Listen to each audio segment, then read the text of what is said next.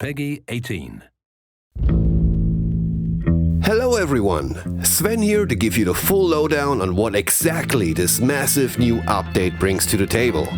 As we have always said, Outriders is not a live service game, although we have constantly updated and improved the player experience and focused our attentions on the core game to ensure players receive the game they deserved and we intended.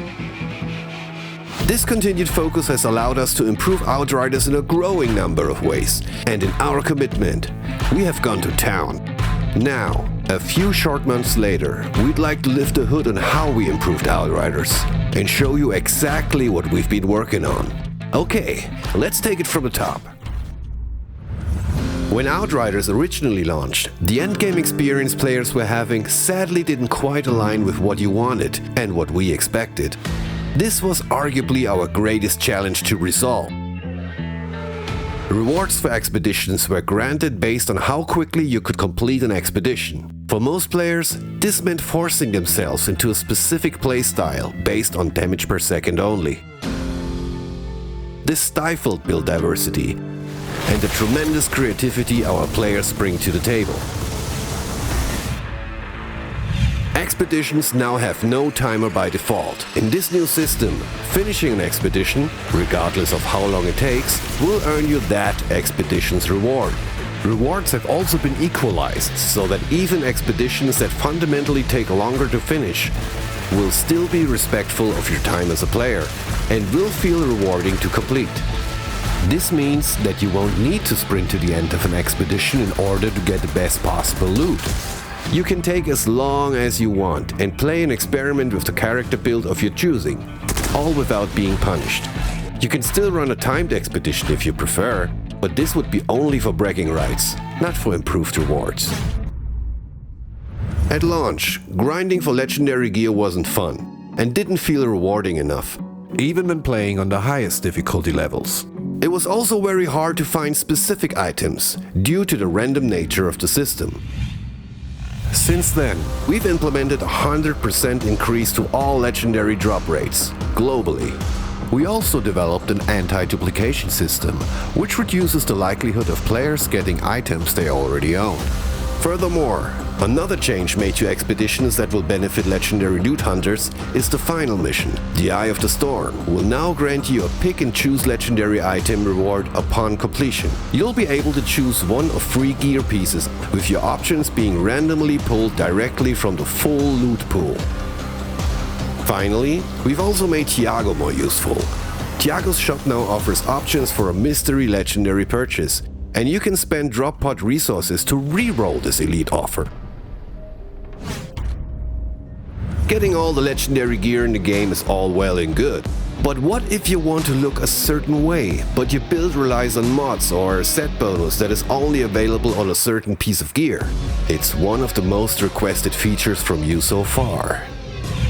We've added transmogrification, which will let you change the visual aspect of an item to that of another item of the same type. For weapons, it also includes all sounds. Pretty cool, huh?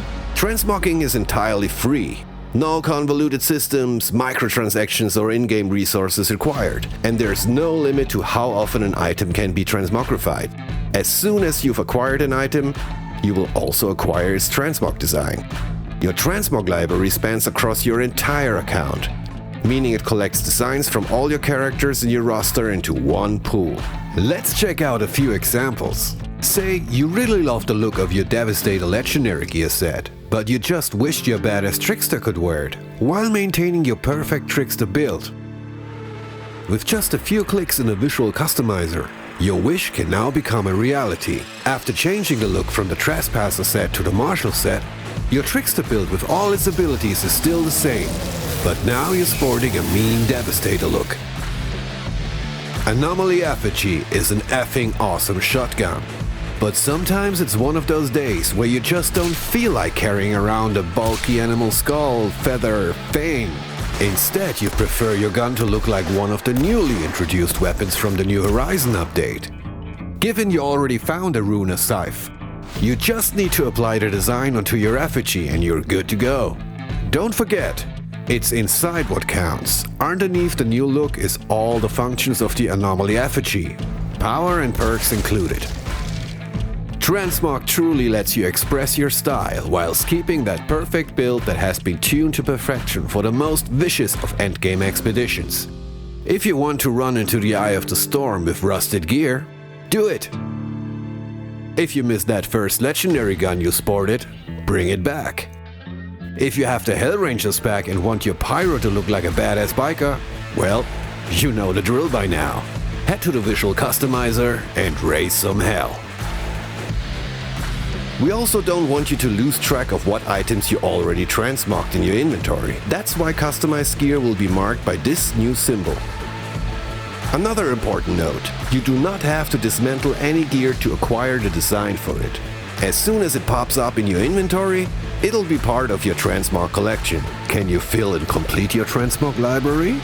To get you started, and in celebration of the New Horizon update release, we have another little cool something for you. Everyone logging on this week, and that means new and existing players, will receive a unique legendary armor piece. Awesome changes, but feel like you've already completed everything there is to do in Outriders? Ah, a new expedition would be nice, you say. We hear you. How about 4? And how about for free? We added 4 brand new and massive expeditions, taking you to previously unexplored areas of Enoch, each featuring an exciting mini-story, connecting you with characters and events experienced in the main campaign. MOLTEN Depths will send you back to Eagle Peaks. When a drop pod signal activated, Dunham investigated and found a hidden power station. In order to take it back online, she wants you to clear out the station from any unwanted tenants, no matter the size, shape and form. The City of Nomads will confront you with a character who is haunted by the sins of his past. Very aware of his dark history, you decide to help him in protecting the old Pax village Uketuatara. In the MARSHAL'S complex, Corrigan, the great Grand Marshal himself, asks you to reclaim a facility near Deadrock Pass, taken by insurgents. It won't take you long to discover that this facility is anything but just another insurgent camp. Last but not least, the Wellspring. Tiago told you about a Pax legend of a sacred place called Atuma Itaru, where pilgrims would take long travels to sacrifice their treasures into deep wells. You and your team are in search of those forgotten riches, if it wasn't for this tremendous storm that seems to get stronger and stronger. Even new expedition players will already have access to the first of the 4 fresh expeditions, with the others unlocking at challenge tier 4, 8 and 12. And without a timer requirement to get the gear, feel free to take your time and explore. That's something you should definitely keep in mind when visiting these 4 new locations, cause they're a bit different and special in many ways. But wait, there's more. Here's a very fast recap of the many changes Outriders has undergone since launch, and that you can look forward to when returning to Enoch as part of the New Horizon update. Yeah, I know, you just love to hum along to the tune of the opening video, but we reckon you've probably seen the intro one too many times now. Check it out. With the New Horizon update, you're able to skip it and get into the game much quicker now. Hey, you're welcome. For console players, we've added a number of new control settings and customization options.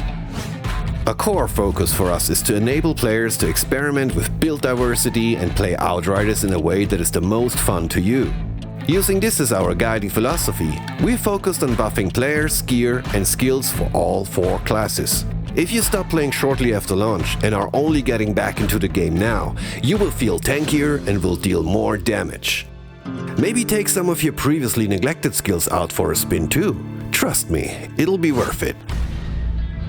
Here's how we improve the multiplayer experience. We now have fully functioning crossplay across all platforms, including Stadia. Matchmaking rules have been improved to enable players to find better connections that have less lag, rubber banding, or disconnections. We also implemented a matchmaking rule to check for AFK players, to help you find active partners and get into the game quicker.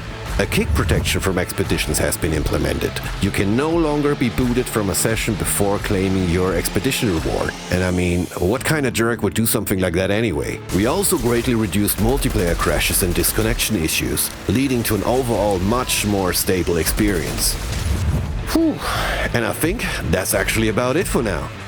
If you're after more detail, be sure to drop by the Outriders social channels over the next couple days, where we will be deep diving on the finer points of all these great changes. We hope you are as excited as we are for the New Horizon update, and we can't wait to share more about the exciting future ahead.